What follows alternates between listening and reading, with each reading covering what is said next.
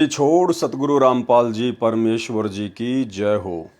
परमपिता परमात्मा सारी सृष्टि के रचनहार, कुल मालिक, असंख्य ब्रह्मांडों के स्वामी, जगत गुरु, तीनों लोकों में प्रवेश करके सबका भरण पोषण करने वाले राजाधिराज, आत्माधार, नाथों के नाथ, देवों के देव महादेव, सर्वेश्वर महेश्वर, मृत्युंजय, अजरो अमर, आदि अनादि सनातनी प्रभु, जगत पिता जगदीश्वर, श्री श्री 1008 की उपाधि के वास्तविक अधिकारी, अकाल मूरत शब्द स्वरूपी राम वासुदेव, सर्वगतम ब्रह्म, परम पूज्य, प्रथम पूज्य, परम संत, परम पुरुष, परम धनी, परम दयालु, सत्य कबीर, हक्का कबीर, अल्लाहु कबीर, अल्लाहु अकबर, बाखबर, अल्लाह ताला, जगत के तारणहार, जगत के मुक्तिदाता, जगत के जगन्नाथ, हारे के सहारे, हिंदुओं के राम, मुसलमानों के अल्लाह, सिखों के वाहेगुरु, ईसाइयों के मसीह, दया के सागर दयानिधि, करुणा के सागर करुणानिधि,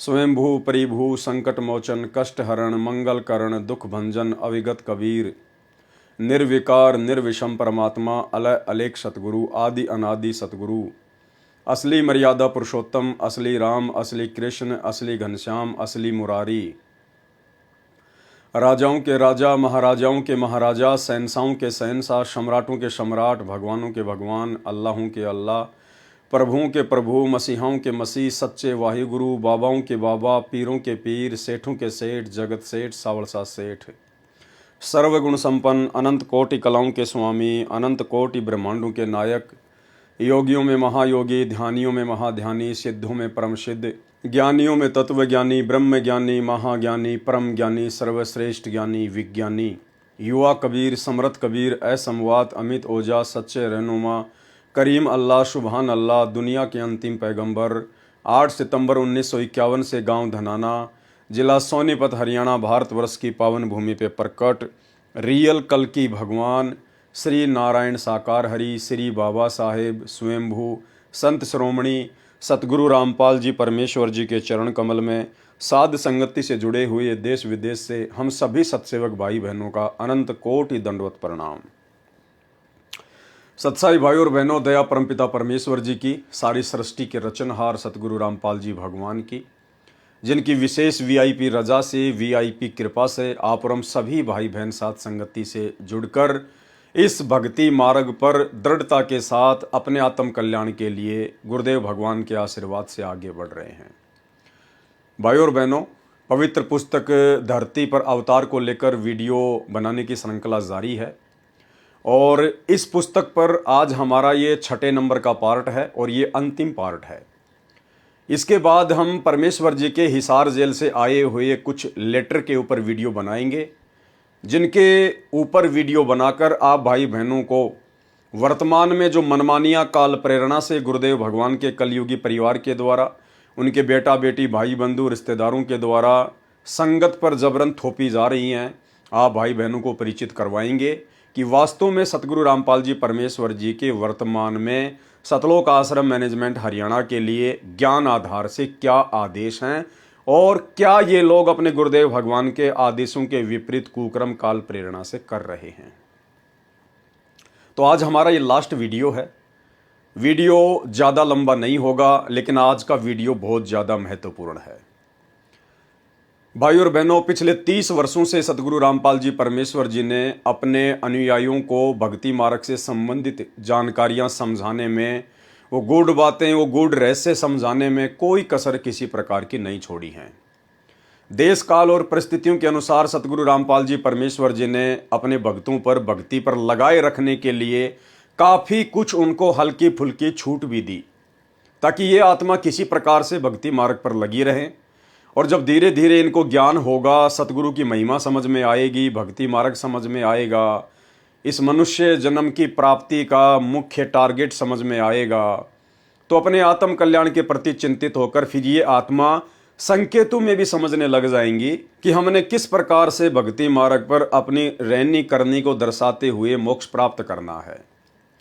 लेकिन भाई और बहनों, परमात्मा के इतने प्रयासों के बावजूद भी आज उनके 90% फॉलोअर उनके अंतर्मन की बात को नहीं समझ पा रहे हैं, गुरुदेव भगवान के संकेतों को नहीं समझ पा रहे हैं।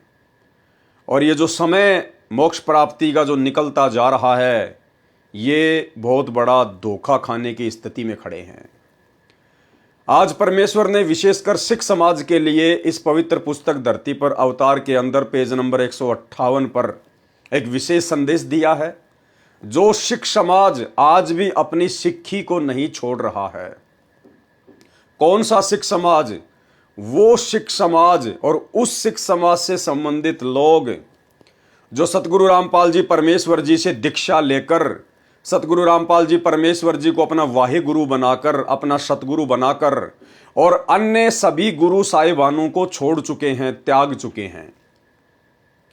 सतगुरु रामपाल जी से उपदेश लेने के बावजूद व्यक्ति मानव धर्मी बन जाता है, वो सतगुरु रामपाल जी का शिष्य बन जाता है। फिर वो ना ही तो गुरु गोविंद सिंह जी का फॉलोवर रहता है, ना वो नानक जी का फॉलोवर रहता है, ना वो तेग बहादुर जी का फॉलोवर रहता है। और यदि कोई नादान व्यक्ति दो नावों की सवारी करता है, जैसे सिख समाज से होने के बावजूद सतगुरु रामपाल जी परमेश्वर जी को भी अपना सतगुरु धारण कर लिया और दूसरी तरफ सिख समाज की भी परंपराओं को निभा रहा है, तो उस व्यक्ति की हालत तो धोबी के कुत्ते वाली होती है, ना घर का ना घाट का। संत रामपाल जी से दीक्षा लेकर ना तो वो व्यक्ति पूर्णतया सिख समाज का सिख रहा और उस सिख समाज की उन पुरानी परंपराओं को ना त्याग कर, ना छोड़कर और वर्तमान में ना उपदेश लेने के बाद वो सही प्रकार से सतगुरु रामपाल जी भगवान का शिष्य बना, तो उसकी स्थिति तो धोबी के कुत्ते वाली है। तो आज जिन जिन भगत भाइयों की स्थिति धोबी के कुत्ते वाली है, यानी जो मेरे खुद के गुरु भगत भाई हैं, जो संत रामपाल जी के शिष्य भी हैं और सिख समाज की उन परंपराओं को भी निर्वाह कर रहे हैं, ढो रहे हैं, आज का वीडियो विशेषकर उन्हीं आत्माओं को डेडिकेट है। और अब वो समय निकल चुका है कि परमेश्वर आप जी को पुचकार पुचकार के सहला सहला के भक्ति मार्ग पर लगाएंगे। अब ये फाइनल स्टेज का समय है, फाइनल स्टेज आ चुकी है। अब यहाँ किसी के साथ कोई यारी दोस्ती रिश्तेदारी सतगुरु रामपाल जी भगवान निभाने वाले नहीं हैं। उन्होंने जो कुछ अपने भक्ति मार्ग के विषय में, आत्म कल्याण के विषय में बताना था, खुलकर बता दिया। और यदि अब आप पूर्णतया अपने गुरुदेव भगवान के प्रति समर्पित होकर भक्ति नहीं करेंगे, तो भाई धोबी के कुत्ते वाली स्थिति से आपको फिर कोई बाहर नहीं निकाल सकता। तो आज का वीडियो उन भगत भाई बहनों के लिए जो ना तो असल में सिख हैं और ना असल में सतगुरु के शिष्य हैं। भाई और बहनों, जब हम नाम दीक्षा प्राप्त करते हैं, विशेषकर सतनाम की नाम दीक्षा जो कि 2 मंत्र का है, उसके बाद गुरुदेव भगवान हमें कुछ नियम बताते हैं, 34-35 नियम बताते हैं सतनाम की दीक्षा में। और उस समय गुरुदेव भगवान हमें मर्यादाओं का एक पर्चा देते हैं, हमें मर्यादाओं का एक पर्चा भी देते हैं जिसमें 35 नियम लिखे होते हैं। जैसे सत्य नाम प्राप्ति के लिए तथा प्राप्त करने के बाद आवश्यक नियम, जिनमें से एक भी नियम खंड नहीं करना है। यदि निम्न नियमों का पालन नहीं कर सकते तो सत्य नाम ना लें। यहां पर ये नियम नंबर 9 है, 9 नंबर मर्यादा। इसमें सतगुरु रामपाल जी परमेश्वर जी ने विशेषकर सिख समाज से जुड़े हुए लोगों के लिए क्या कहा है? सिखों को छोड़कर संत बाबा रूप में दाढ़ी ना हो। क्या लिखा है कि सिखों को छोड़कर और संत और बाबा रूप में मेरे फॉलोवर दाढ़ी वाड़ी, लंबे लंबे बाल वगैरह, पगड़ी वगड़ी वगैरह नहीं रख सकते हैं। ये सतगुरु रामपाल जी का आदेश है, उनका वचन है, उनका नियम है। लेकिन इस 9 नंबर नियम को भाई और बहनों तमाम सिख लोगों ने जो सतगुरु से दीक्षा प्राप्त कर चुके हैं, उन्होंने इस नियम को उल्टे रूप में ले लिया। वो इस नियम की गहराई को समझ नहीं पाए और उन्होंने सोच लिया कि हमें तो सतगुरु रामपाल जी ने यानी हमारे गुरुदेव भगवान ने लंबी लंबी दाढ़ी रखने की छूट दे दी है, सर पर पगड़ी रखने की छूट दे दी है, हाथ में वो कड़ा पहनने की छूट दे दी है, छोटी सी 6 इंच की वो कृपाण रखने की छूट दे दी है। नहीं, आप इस 9 नंबर नियम को समझ नहीं पाए और ना समझ पाने के कारण ही आज तक आप जी धोबी के कुत्ते वाली स्थिति में खड़े हैं, सतगुरु रामपाल जी के शिष्य होने के बावजूद। सतनाम प्राप्ति के बाद ये 9 नंबर का नियम क्या कहता है दास बहुत पहले एक पूरा वीडियो इस विषय पर बना चुका है। आपको छोटा सा वो वीडियो दास दिखाना चाहेगा 4-5 मिनट का, जिसमें विशेषकर दास ने इसी 9 नंबर के नियम के ऊपर सिख समाज से जुड़े हुए सतगुरु रामपाल जी परमेश्वर जी के फॉलोवर के लिए बनाया था। तो पहले आप सुनिए ये छोटा सा वीडियो और समझिए नियम नंबर 9 को, और उसके बाद फिर सतगुरु रामपाल जी परमेश्वर जी ने इस पुस्तक धरती पर अवतार के अंदर सिख समाज से जुड़े हुए अपने भक्तों के लिए क्या कुछ दिशा निर्देश दिए हैं, आपको वो भी बताए जाएंगे। सुनिए। अब भाइयों और बहनों, जब हम पूज्य गुरुदेव भगवान से उपदेश प्राप्त करते हैं और जब हम सतनाम प्राप्त करते हैं, तो सतनाम के जो 34 नियम हैं उनमें एक नियम है 9 नंबर का नियम। उस 9 नंबर के नियम में परमेश्वर ने एज इट इज ऐसा ही लिखा हुआ है जो आपको स्क्रीन पर लिखा हुआ दिखाई दे रहा है। सिखों को छोड़कर संत बाबा रूप में दाढ़ी ना हो। क्या कहा परमेश्वर ने? सिखों को छोड़कर संत बाबा रूप में दाढ़ी ना हो। यह नियम है परमात्मा का, यह आदेश है सतगुरु रामपाल जी भगवान का उन तमाम व्यक्तियों के लिए जो व्यक्ति सिख समाज को छोड़कर संत रामपाल जी के मानव धर्म को स्वीकार करते हैं।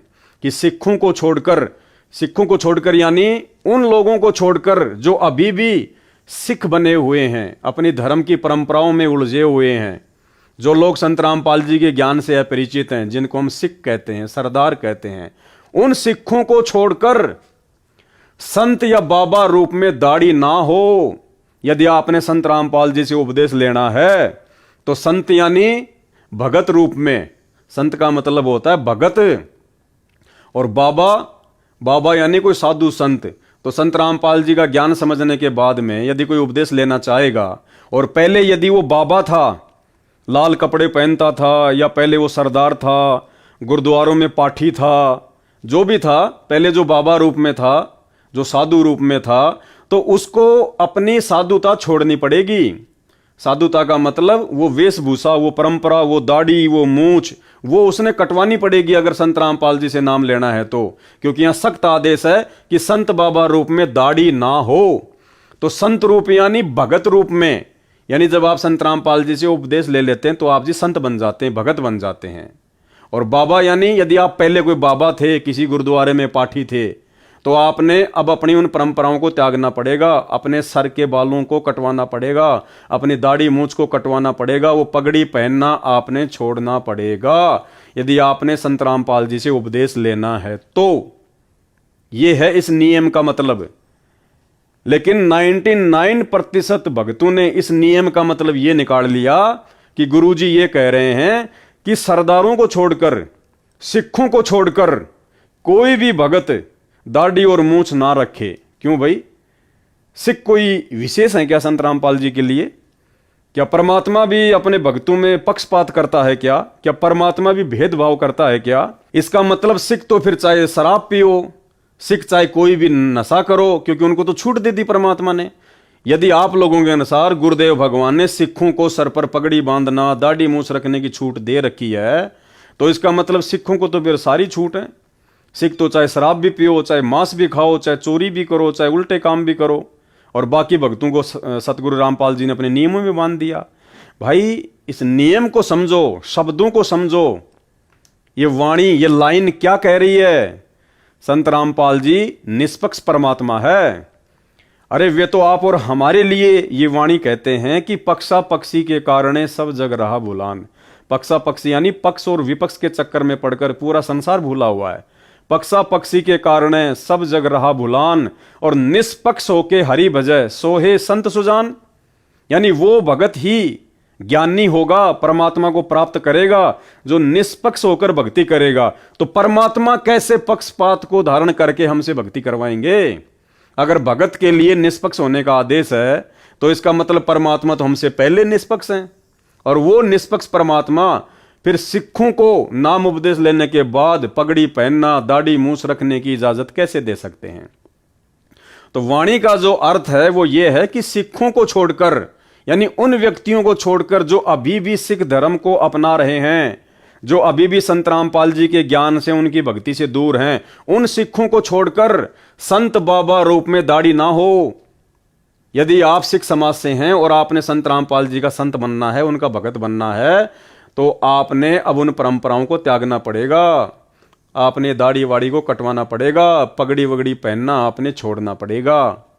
ये है, यहां संत रामपाल जी ने कहा कि सिखों को छोड़कर, ये नहीं कहा कि सिख भक्तों को छोड़कर, ये शब्द नहीं कहे उन्होंने, खाली कहा सिखों को छोड़कर, ना कि सिख भक्तों को छोड़कर।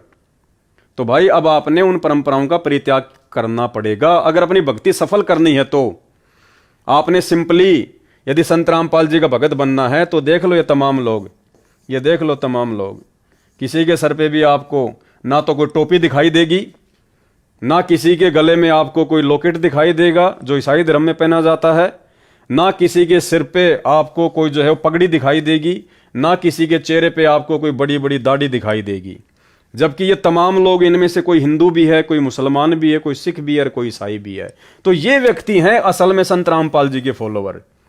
ये हैं वो व्यक्ति जिन्होंने पहले वाले तमाम धर्मों की तमाम परंपराओं को परित्याग कर दिया, जिन्होंने पहले जिस भी धर्म से जुड़े हुए थे उन तमाम पहचान को इन्होंने मिटा दिया, और संत रामपाल जी के मानव धर्म से जुड़ने के बाद इन्होंने अपने ऊपर मानव धर्मी का ठप्पा लगा लिया।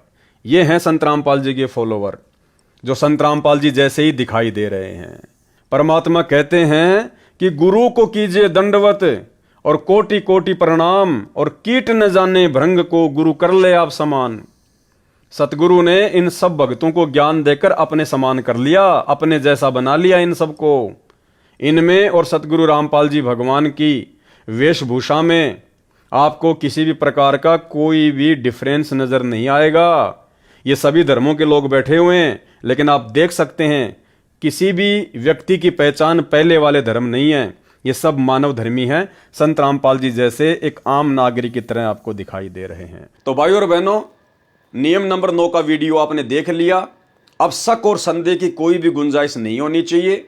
आपको भली बात समझ में आ गया होगा कि नियम नंबर 9 के माध्यम से सतगुरु रामपाल जी परमेश्वर जी ने सिख समाज से जुड़े हुए किसी भी व्यक्ति को उनसे दीक्षा प्राप्त करने के बाद सर पे पगड़ी रखना, लंबी लंबी दाढ़ी रखना, किसी भी चीज की कोई छूट नहीं दी है, क्योंकि संत रामपाल जी समदृष्टि हैं और पिता अपने बच्चों में किसी प्रकार का कोई भी भेदभाव नहीं करता है। अगर इन्होंने सिखों को पगड़ी पहनने या दाढ़ी रखने के लिए छूट देनी होती तो भला फिर मुसलमान धर्म के लोगों से संत रामपाल जी की क्या दुश्मनी है। मुसलमान धर्म के लोगों को भी वो छोटी छोटी दाढ़ी और मूछ साफ रखने की छूट दे देते, सर पर टोपी रखने की छूट दे देते, लेकिन ऐसा उन्होंने नहीं किया। लेकिन यहाँ पर लोग इस नियम को समझ नहीं पाए। वो छोटा सा वीडियो देखकर उम्मीद करूंगा आपने नियम को समझ लिया होगा। अब आगे सतगुरु रामपाल जी परमेश्वर जी ने क्लियर कट सिख समाज से जुड़े हुए अपने आधे अधूरे फॉलोअर्स को क्या आदेश दिया है। आधा अधूरा दास इसलिए कह रहा है कि सतगुरु रामपाल जी से उपदेश लेने के बाद, सतगुरु रामपाल जी को अपना वाहे गुरु बनाने के बाद, यदि इनके फॉलोअर सिख समाज की परंपराओं को भी ढो रहे हैं, सिख समाज की परंपराओं में भी घुसे हुए हैं, उन्हीं पुरानी रीति रिवाजों को फॉलो कर रहे हैं, तो ना तो वो सिख समाज के लायक है और ना वो सतगुरु रामपाल जी के लायक हैं। वो तो धोबी के कुत्ते वाली स्थिति में खड़े हैं।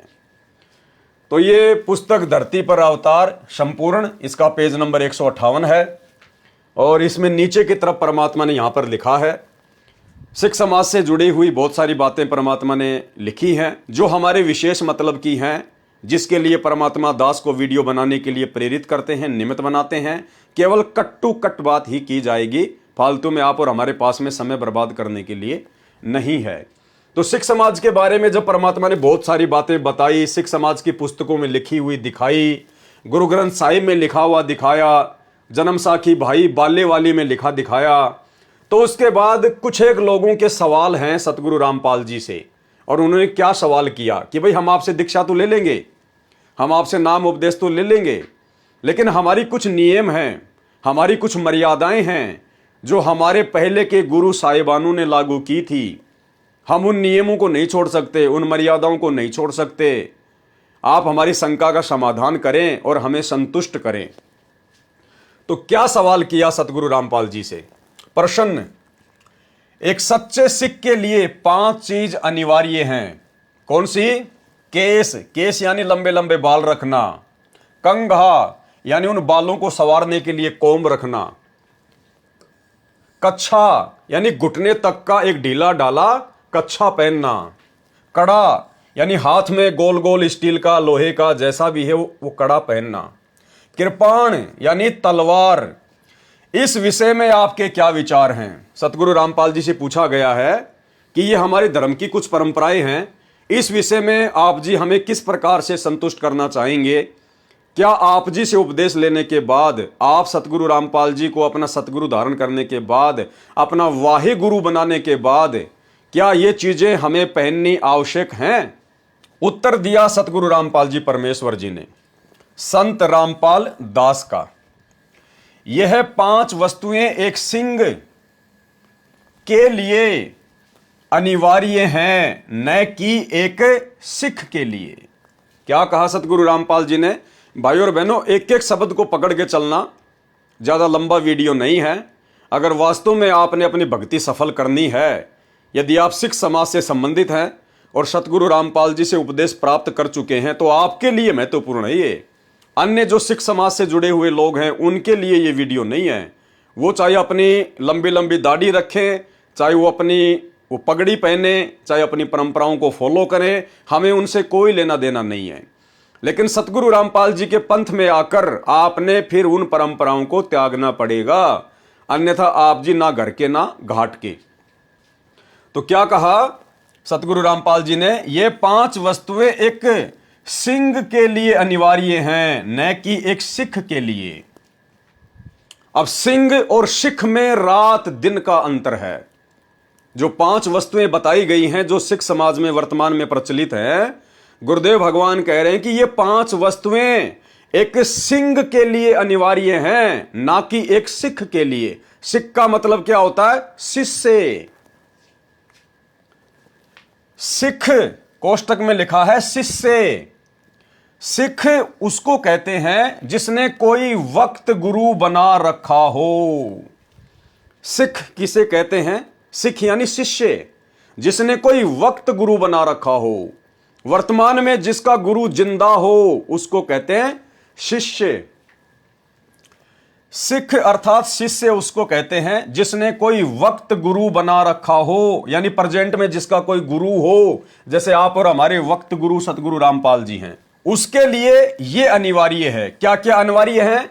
यानी जिसने वर्तमान में अपना कोई वक्त गुरु बना रखा हो, और जो शिष्य हो उसके लिए वो 5 वस्तुएं अनिवार्य नहीं है। वो सर पे पगड़ी, लंबी लंबी दाढ़ी, मूछ, वो कृपाण, वो कंगा, वो केस, वो शिष्य के लिए अनिवार्य नहीं है, जिसने अपना कोई वक्त गुरु बना रखा हो।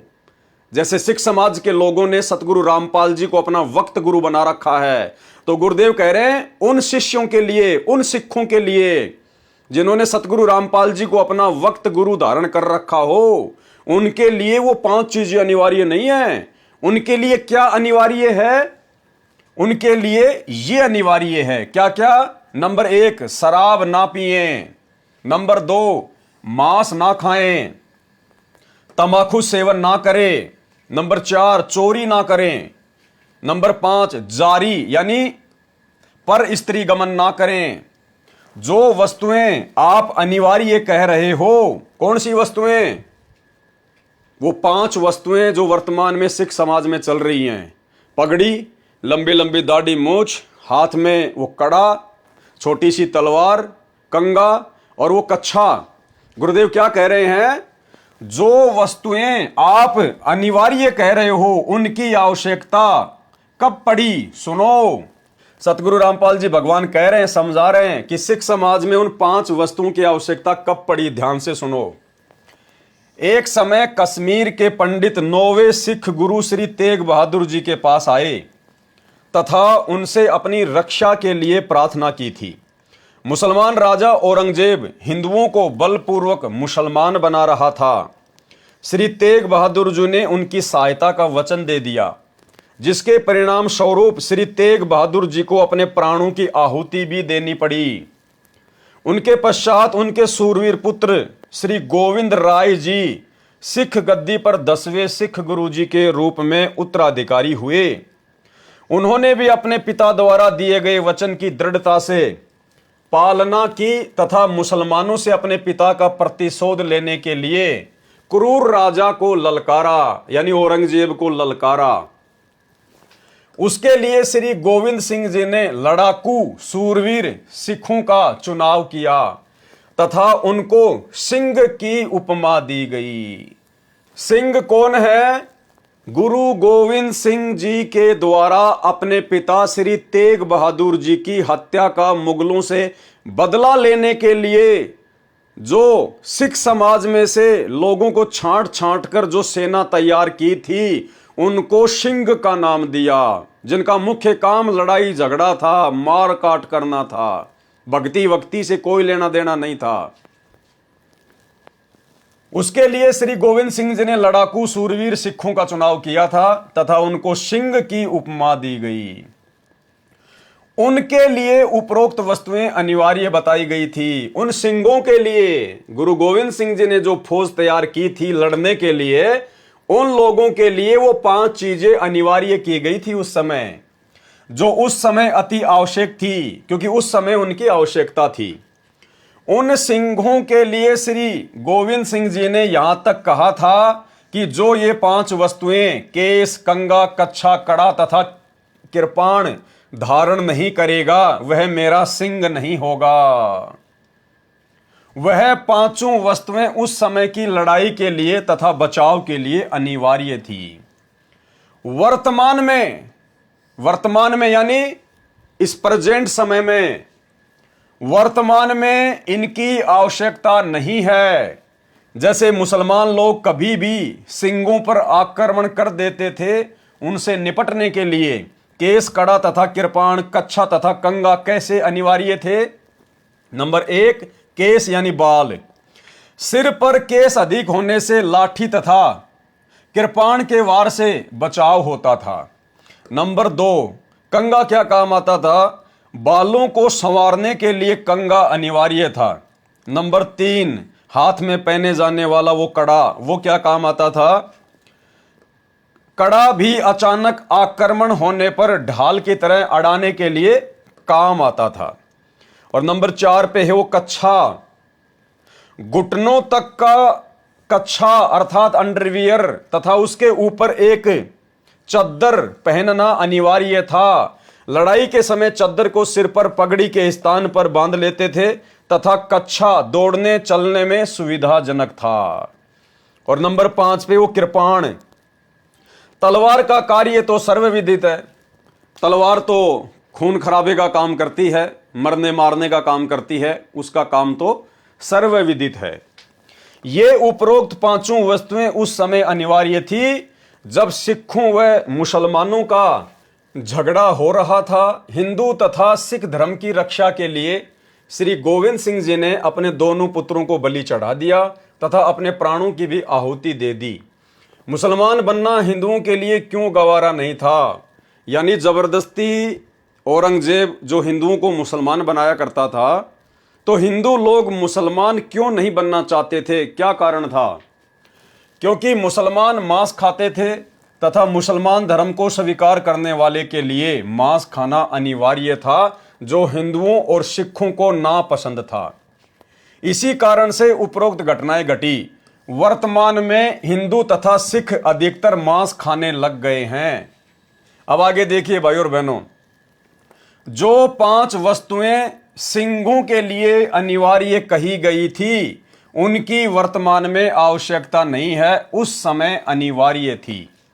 यानी सतगुरु रामपाल जी परमेश्वर जी ने सिख समाज के वो सभी लोग जो उनसे आकर दीक्षा लेते हैं, उनके लिए स्पष्ट रूप से कह दिया है, संकेत कर दिया है कि वर्तमान में यदि आप सिख समाज से हैं और मेरे से उपदेश लेने के लिए आते हैं, तो भाई वर्तमान में आप लोगों ने उन पुरानी परंपराओं को त्यागना पड़ेगा, छोड़ना पड़ेगा, अगर अपनी भक्ति सफल करना चाहते हो तो।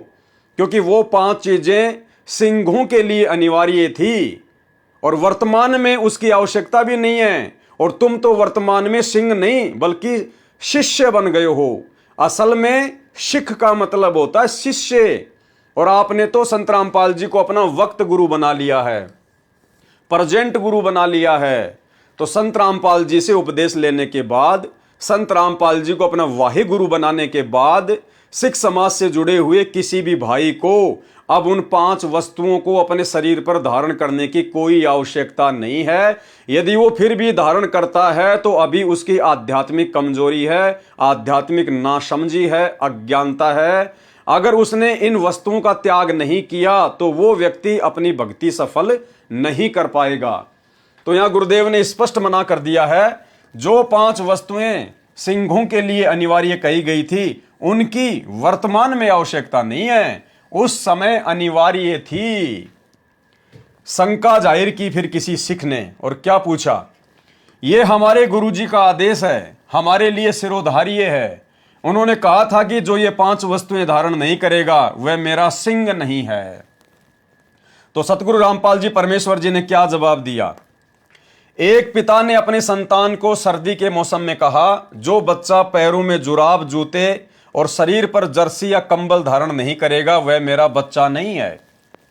अचानक पिता की मृत्यु हो गई। वे बच्चे गर्मियों के मौसम में जुराब, जूते, जर्सी तथा कंबल धारण किए हों और उनसे कोई कहे कि बच्चों अब गर्मी का मौसम है, जर्सी कंबल तो कम से कम उतार दो।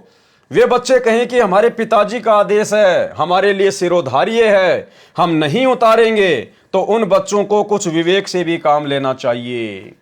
स्पष्ट कर दिया सतगुरु रामपाल जी परमेश्वर जी ने कि वर्तमान में परिस्थितियां वैसी नहीं हैं जो आपने उन 5 वस्तुओं को धारण करना अनिवार्य हो।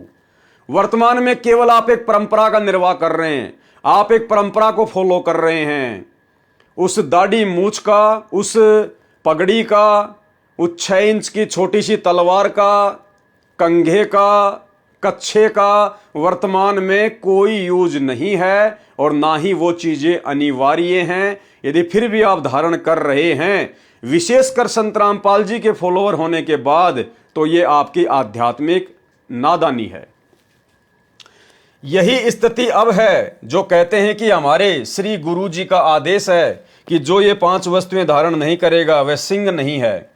उन्हें विचार करना पड़ेगा। क्या कह रहे हैं सतगुरु रामपाल जी कि उन भक्तों को विचार करना पड़ेगा कि इन वस्तुओं की वर्तमान में आवश्यकता नहीं है। अब आपसी लड़ाई नहीं है, अब शांति है, सर्दी का मौसम नहीं है, अर्थात सब धर्मों के व्यक्ति प्यार से रह रहे हैं। अब कृपाण की लड़ाई नहीं रही। आजकल लड़ाइयां भी हाई टेक्निक हथियारों से होती है, जैविक हथियारों से होती है, मिसाइलों से होती है। आजकल लड़ाई में वो तलवारें काम नहीं ली जाती हैं। केस तथा कड़े से भी कोई बचाव वर्तमान की लड़ाई में नहीं है। अब सामने वाला AK-47 से गोली मारेगा तो भाई कैसे तो आपकी वो तलवार आपका बचाव कर लेगी, कैसे वो कड़ा आपका बचाव करेगा, कैसे आपकी वो पगड़ी आपका बचाव करेगी। केस तथा कड़े से भी कोई बचाव वर्तमान की लड़ाई में नहीं है। पहले जो कृपाण होती थी वो 3-4 फुट की लंबी होती थी। वर्तमान के सिंह 6 इंच की छुर्री नुमा कृपाण लटकाकर सिंह बने हैं। यह केवल परंपरा बनकर रह गई। क्या कह रहे हैं सतगुरु रामपाल जी। जो लोग सिख समाज से संबंधित हैं, सतगुरु रामपाल जी से उपदेश प्राप्त कर चुके हैं और अपनी उन पुरानी परंपराओं को नहीं त्याग रहे हैं, 2 नावों की सवारी कर रहे हैं, ना घर के ना घाट के, उन लोगों को ध्यान से यह बात समझनी चाहिए, यह केवल परंपरा बनकर रह गई है, केवल एक रिवाज बन के रह गया, परंपरा बन के रह गई।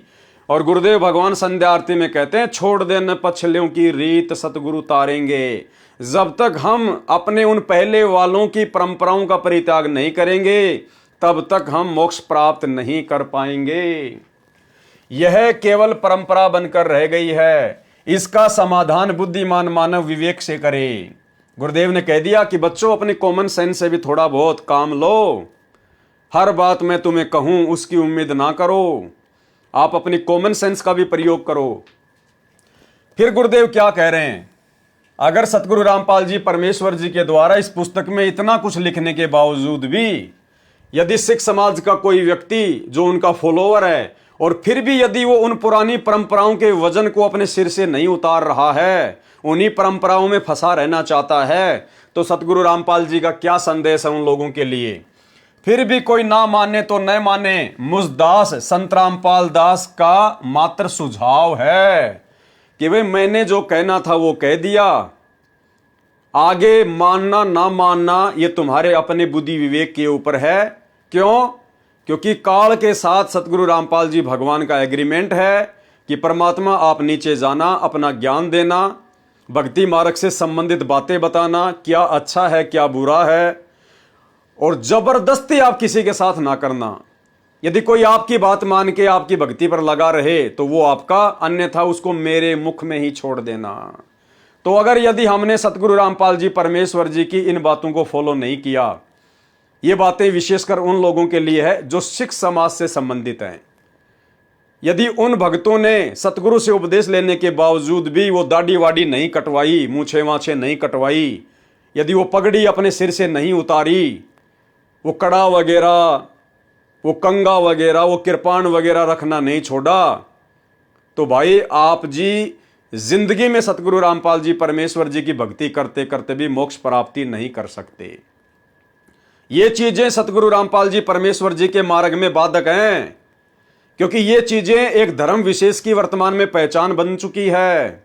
ये चीजें एक परंपरा के तहत हैं, और संत रामपाल जी के भक्ति मार्ग में ना तो कोई धर्म विशेष की पहचान चलेगी और ना ही परंपरागत कोई वस्तु चलेगी। यदि आपने भक्ति सफल करनी है तो आपने इन चीजों का परित्याग करना पड़ेगा। आपने लोक लाज को जड़ से समाप्त करना पड़ेगा। आपके रिश्तेदार क्या कहेंगे, आपके समाज के लोग क्या कहेंगे, ये आपने ज्ञान आधार से निर्णय लेना है। बाकी संत रामपाल जी के मार्ग में अब ये बकवाद बिल्कुल भी नहीं चलेगी। यदि आप एक सिख बनकर, एक शिष्य बनकर भक्ति करना चाहते हैं तो, और यदि आप सिंह बन के रहना चाहते हैं तो भाई फिर आपको संत रामपाल जी की भक्ति से कोई लेना देना नहीं होना चाहिए। अगर आपको सिंह बन के रहना है, अपनी उन परंपराओं को अपने शरीर पर धारण करके रहना है, काल के जाल में गधे कुत्ते सुअर बनते हुए जन्मना और मरना है, 84 लाख में जाना है, तो भाई फिर आप संत रामपाल जी की भक्ति को छोड़ दीजिए, क्योंकि ये मार्ग आपके लिए नहीं है। तो भाई और बहनों, बिल्कुल क्लियर कर दिया है सतगुरु रामपाल जी भगवान ने। हाथ कंगन को आरसी क्या, पढ़े लिखे को फारसी क्या। इससे पहले भी दास 1.5 घंटे का पूरा वीडियो इसी विषय पर बना चुका है कि सरदार तो पूरी दुनिया में एक ही है, और लगभग 1 मिलियन लोगों ने उस वीडियो को देखा। तो भाई और बहनों, दास को सतगुरु रामपाल जी परमेश्वर जी ने जिस विशेष सेवा के लिए वर्तमान में निमित्त बनाया है, उस सेवा के तहत दास ने आप जियों तक ये संदेशा पहुंचा दिया है।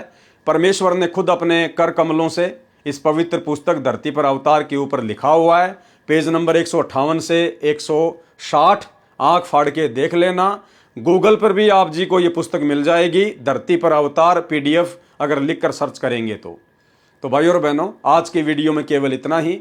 आगे आप जियों को हिसार जेल से आए हुए 2016 और 17 के जो लेटर हैं, जो दास के पास में सुरक्षित हैं, जो सतगुरु रामपाल जी परमेश्वर जी ने हिसार जेल से भेजे थे, सतलोक आश्रम मैनेजमेंट हरियाणा जिन लेटरों को संगत में वायरल किया करता था, अब उन लेटर के ऊपर आप भाई बहनों को वीडियो बनाकर समझाया जाएगा।